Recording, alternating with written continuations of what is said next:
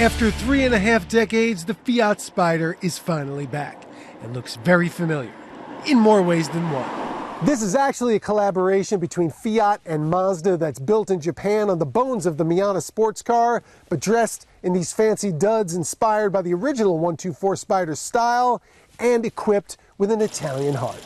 It's the 160 horsepower turbocharged four-cylinder from the racy Fiat 500 Abarth.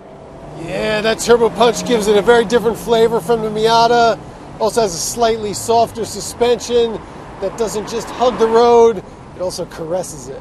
It's still very much a driver's car, just has a little more of the grand tourer about it, especially when you get it with an automatic transmission. If you want the full effect, though, a 6-speed manual is available. Although the interior is largely identical to the Miatas, it does get some extra soft trim, like here on the doors and on top of the dash. Seats are a little cushier too.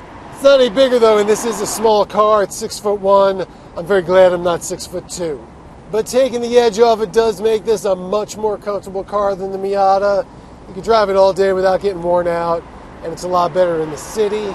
It got a lot of hoots and hollers there too, even though people don't really know what it is yet since it's so new.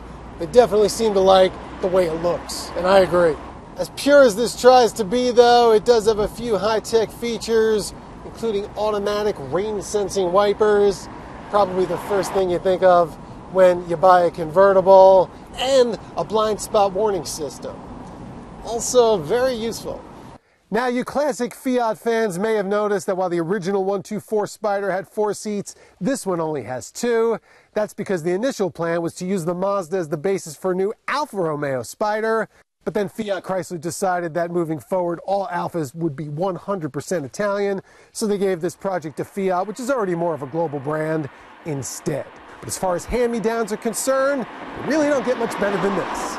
In the 2017 Fiat 124 Spider, Gary Gastelou, FoxNews.com.